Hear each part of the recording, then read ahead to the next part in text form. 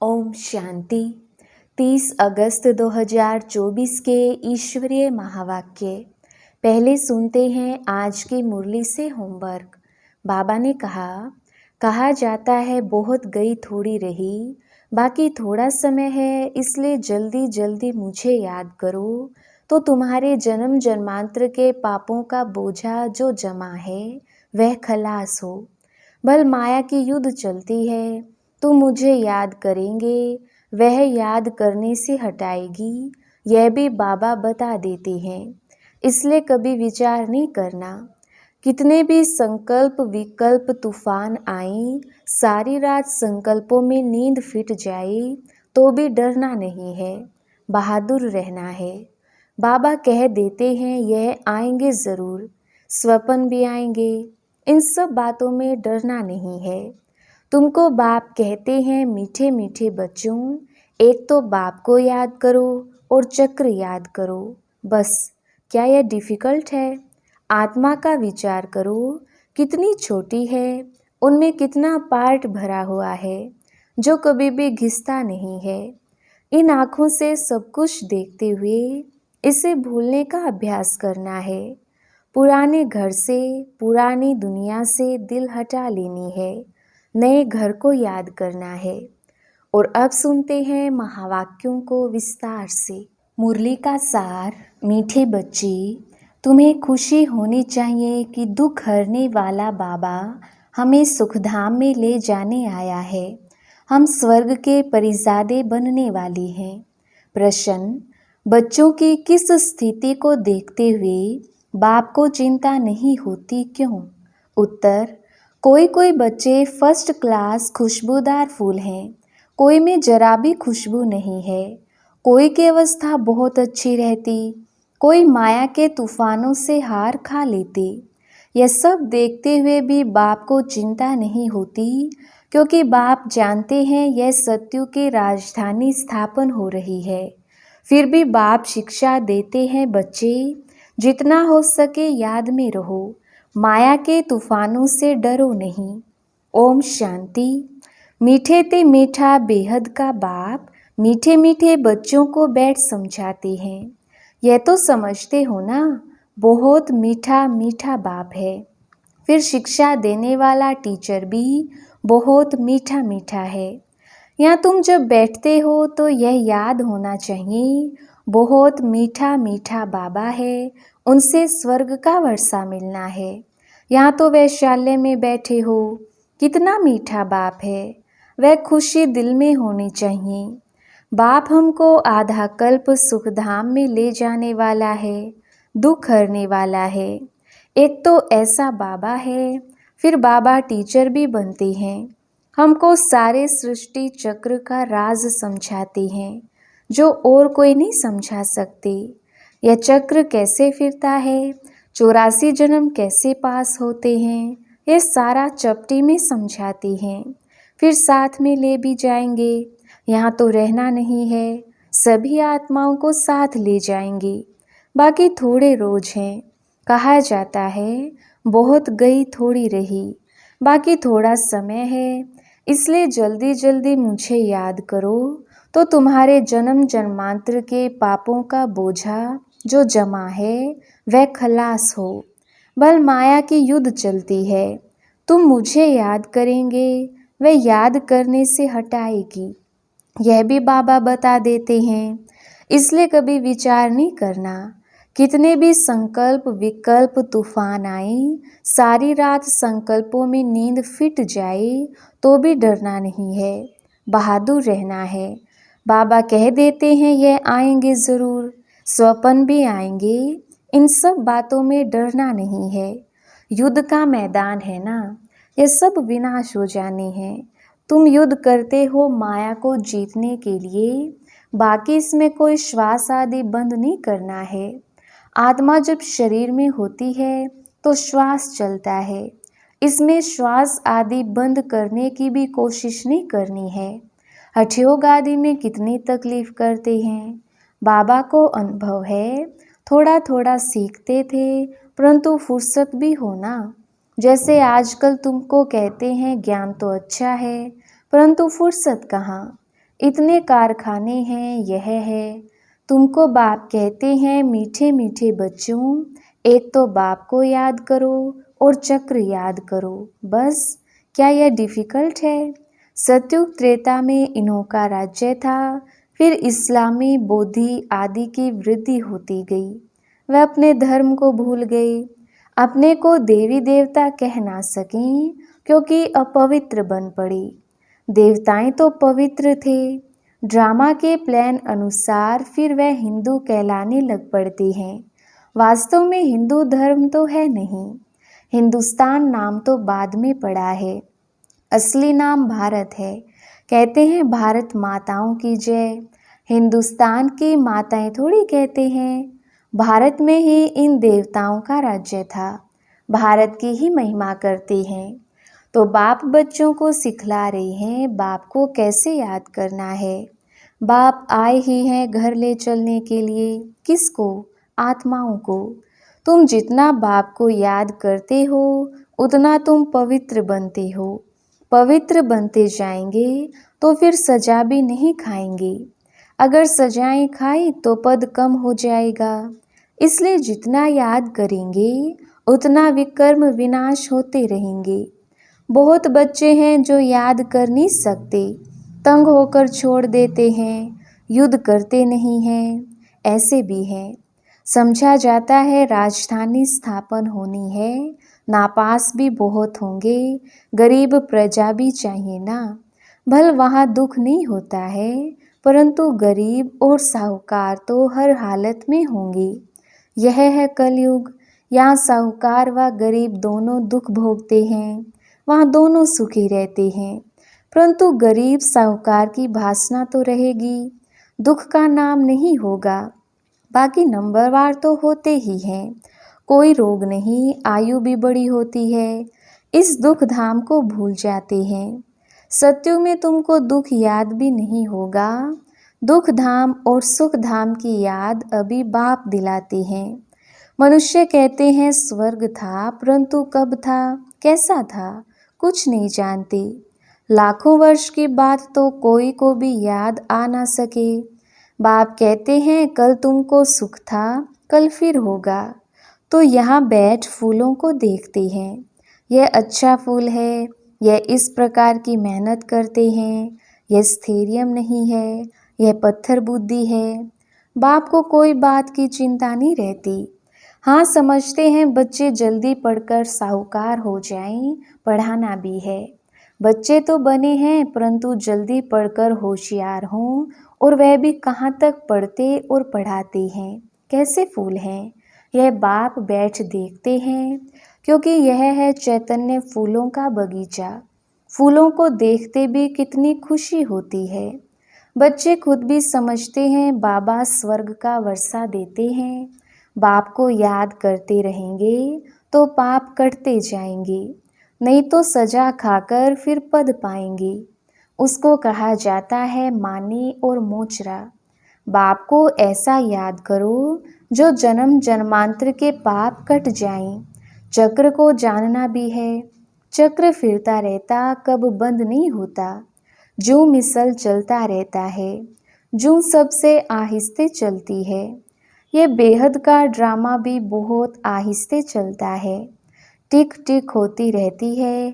5000 वर्ष में seconds minute कितने होते, वह हिसाब भी बच्चों ने निकाल कर भेजा है।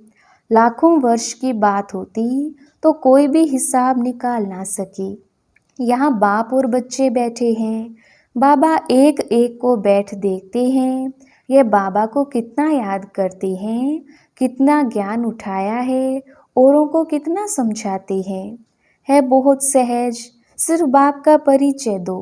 बैच तो बच्चों के पास है ही, बोलो यह है शिव बाबा। काशी में जाओ तो भी शिव बाबा कह याद करते, रड़ी मारते हैं। तुम हो सालीग्राम, आत्मा बिल्कुल छोटा सितारा है, उसमें कितना पाठ भरा हुआ है। आत्मा घटती बढ़ती नहीं, विनाश नहीं होती। आत्मा तो अविनाशी है, उसमें ड्रामा का पार्ट भरा हुआ है। हीरा सबसे मजबूत होता है, उस जैसा सख्त पत्थर कोई होता नहीं। जोहरी लोग जानते हैं, आत्मा का विचार करो कितनी छोटी है, उनमें कितना पार्ट भरा हुआ है जो कभी भी घिसता नहीं है। दूसरी आत्मा होती नहीं। इस दुनिया में ऐसा कोई मनुष्य नहीं जिसको हम बाप, टीचर, सतगुरु कहें।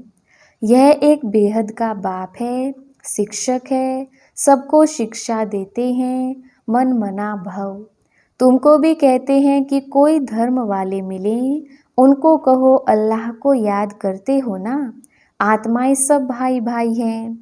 अब बाप शिक्षा देते हैं कि मामेकम याद करो तो विकर्म विनाश होंगे। बाप ही पतित पावन है। यह किसने कहा? आत्मा ने। मनुष्य बल गाते हैं परंतु अर्थ नहीं समझते हैं। बाप कहते हैं तुम सब सीताएं हो, मैं हूँ राम। सब भक्तों का सद्गति दाता मैं हूँ, सबकी सद्गति कर देते हैं। बाकी सब मुक्ति धाम में चले जाते हैं। सतयुग में दूसरा धर्म कोई होता नहीं, सिर्फ हम ही होते हैं, क्योंकि हम ही बाप से वर्षा लेते हैं। यहाँ तो देखो कितने ढेर के ढेर मंदिर हैं, कितनी बड़ी दुनिया है, क्या क्या चीज़ें हैं। वहाँ यह कुछ भी नहीं होगा, सिर्फ भारत ही होगा। यह रेल आदि भी नहीं होगी, यह सब खत्म हो जाएंगे। वहाँ रेल की दरकार ही नहीं। छोटा शहर होगा, रेल तो चाहिए दूर दूर गांव में जाने के लिए। बाबा रिफ्रेश कर रहे हैं, भिन्न भिन्न पॉइंट्स समझाते रहते हैं बच्चों के लिए। यहाँ बैठे हो, बुद्धि में सारा ज्ञान है। जैसे परमपिता परमात्मा में सारा ज्ञान भरा हुआ है जो तुमको समझाते रहते हैं। ऊंचते ऊंच शांति धाम में रहने वाला शांति का सागर बाप है। हम आत्माएं भी सब वहाँ स्वीट होम में रहने वाली हैं। शांति के लिए मनुष्य कितना माथा मारते हैं। साधु लोग भी कहते मन को शांति कैसे मिले, क्या क्या युक्ति रचते हैं। गाया जाता है आत्मा तो मन बुद्धि सहित है, उनका स्वधर्म है ही शांत। मुख ही नहीं, कर्मेंद्रियां ही नहीं तो जरूर शांत ही होगी। हम आत्माओं का निवास स्थान है स्वीट होम, जहाँ बिल्कुल शांति रहती है। फिर वहाँ से पहले हम आते हैं सुख धाम में। अभी तो इस दुख धाम से ट्रांसफ़र होते हैं सुख धाम में। बाप पावन बना रही हैं, कितनी बड़ी दुनिया है। इतने जंगल आदि कुछ भी वहाँ नहीं होंगे, इतनी पहाड़ियाँ आदि कुछ नहीं होंगी। हमारी राजधानी होगी। जैसे स्वर्ग का छोटा सा मॉडल बनाते हैं, वैसे छोटा सा स्वर्ग होगा। क्या होना है? वंडर देखो, कितना बड़ी सृष्टि है। यहाँ तो सब आपस में लड़ते रहते हैं। फिर इतनी सारी दुनिया खत्म हो जाएगी, बाकी हमारा राज्य रहेगा। इतना सब कुछ खत्म हो, ये सब कहाँ जाएंगे? समुद्र धरती आदि में चले जाएंगे। इनका नाम निशान भी नहीं रहेगा। समुद्र में जो चीज़ जाती है वह अंदर ही खत्म हो जाती है। सागर हप कर लेता है। तत्व तत्व में, मिट्टी मिट्टी में मिल जाती है। फिर दुनिया ही सतो प्रधान होती है। उस समय कहा जाता है नई सतो प्रधान प्रकृति। तुम्हारी वहाँ नेचुरल ब्यूटी रहती है, लिपस्टिक आदि कुछ भी नहीं लगाते। तो तुम बच्चों को खुश होना चाहिए, तुम स्वर्ग के परिजादे बनते हो। ज्ञान स्नान नहीं करेंगे तो तुम देवता बनेंगे नहीं, और कोई उपाय है नहीं। बाप तो है सदा खूबसूरत, तुम आत्माएं सांवरी बन गई हो। माशुक तो बड़ा सुंदर मुसाफिर है जो आकर तुमको सुंदर बनाते हैं। बाप कहते हैं मैंने इसमें प्रवेश किया है, मैं तो कभी सांवरा नहीं बनता हूँ। तुम सांवरे से सुंदर बनते हो। सदा सुंदर तो एक ही मुसाफिर है, यह बाबा सांवरा और सुंदर बनते हैं। तुम सबको सुंदर बनाकर साथ में ले जाते हैं। तुम बच्चों को सुंदर बन, फिर और सबको सुंदर बनाना है। बाप तो श्याम सुंदर बनते नहीं। गीता में भी भूल कर दी है, जो बाप के बदले श्री कृष्ण का नाम डाल दिया है। इसको ही कहा जाता है एकज भूल। सारे विश्व को सुंदर बनाने वाला शिव बाबा, उनके बदले जो स्वर्ग का पहला नंबर सुंदर बनता है, उनका नाम डाल दिया है। यह कोई समझते थोड़ी हैं भारत फिर सुंदर बनने का है। वह तो समझते हैं 40,000 वर्ष बाद स्वर्ग बनेगा, और तुम बताते हो सारा कल्प ही 5,000 वर्ष का है। तो बाप आत्माओं से बात करते हैं, कहते हैं मैं आधा कल्प का माशूक हूँ, तुम मुझे पुकारते आए हो, हे पतित पावन आओ, आकर हम आत्माओं आशिकों को पावन बनाओ। तो उनकी मत पर चलना चाहिए, मेहनत करनी चाहिए। बाबा ऐसे नहीं कहते कि तुम धंधा आदि नहीं करो, नहीं, वह सब कुछ करना है। गृहस्थ व्यवहार में रहते, बाल बच्चों आदि को संभालते, सिर्फ अपने को आत्मा समझ मुझे याद करो, क्योंकि मैं पतित पावन हूँ। बच्चों की संभाल भल करो, बाकी अभी और बच्चे पैदा नहीं करो, नहीं तो वह याद आते रहेंगे। इन सब के होते हुए भी इनको भूल जाना है। जो कुछ तुम देखते हो यह सब खत्म हो जाने वाली है। शरीर खत्म हो जाएगा, बाप की याद से आत्मा पवित्र बन जाएगी, तो फिर शरीर भी नया मिलेगा। यह है बेहद का संन्यास। बाप नया घर बनाते हैं तो फिर पुराने घर से दिल हट जाती है। स्वर्ग में क्या नहीं होगा, अपार सुख है। स्वर्ग तो यहाँ होता है, देलवाड़ा मंदिर भी पूरा यादगार है। नीचे तपस्या कर रहे हैं, फिर स्वर्ग कहाँ दिखावें, वह फिर छत में रख दिया है। नीचे राजयोग की तपस्या कर रहे हैं, ऊपर राज्य पद खड़ा है। कितना अच्छा मंदिर है, ऊपर है अचल घर, सोने की मूर्तियां हैं। उनसे ऊपर है फिर गुरु शिखर, गुरु सबसे ऊपर बैठा है। ऊंचते ऊंच है सतगुरु, फिर बीच में दिखाया है स्वर्ग। तो यह देलवाड़ा मंदिर पूरा यादगार है। राजयोग तुम सीखते हो, फिर स्वर्ग यहाँ होगा। देवताएं यहाँ थे ना, परंतु उनके लिए पावन दुनिया अब बन रही है। अच्छा, मीठे मीठे सिकिलदे बच्चों प्रति माता पिता बाप दादा का याद प्यार और गुड मॉर्निंग। रूहानी बाप के रूहानी बच्चों को नमस्ते। हम रूहानी बच्चों की रूहानी बाप दादा को याद प्यार, गुड मॉर्निंग और नमस्ते जी। धारणा के लिए मुख्य सार। पहला पॉइंट, इन आँखों से सब कुछ देखते हुए इसे भूलने का अभ्यास करना है। पुराने घर से, दुनिया से दिल हटा लेनी है, नए घर को याद करना है। दूसरा पॉइंट, ज्ञान स्नान कर सुंदर परिजादा बनना है। जैसे बाप सुंदर गोरा मुसाफिर है, ऐसे उनकी याद से आत्मा को सांवरे से गोरा बनाना है। माया की युद्ध से डरना नहीं है, विजयी बनकर दिखाना है। वरदान, महादानी बन फ्राक दिली से खुशी का खजाना बांटने वाले मास्टर रहम दिल भव। विस्तार, लोग अल्पकाल की खुशी प्राप्त करने के लिए कितना समय व धन खर्च करते हैं, फिर भी सच्ची खुशी नहीं मिलती। ऐसे आवश्यकता के समय आप आत्माओं को महादानी बन फ्राक दिली से खुशी का दान देना है। इसके लिए रहम दिल का गुण इमर्ज करो। आपके जड़ चित्र वरदान दे रहे हैं, तो आप भी चैतन्य में रहम दिल बन बांटते जाओ, क्योंकि परवश आत्माएं हैं। कभी ये नहीं सोचो कि ये तो सुनने वाले ही नहीं हैं।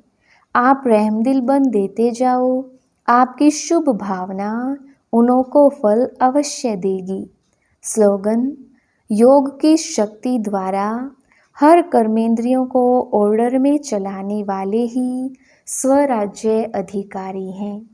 अच्छा, ओम शांति।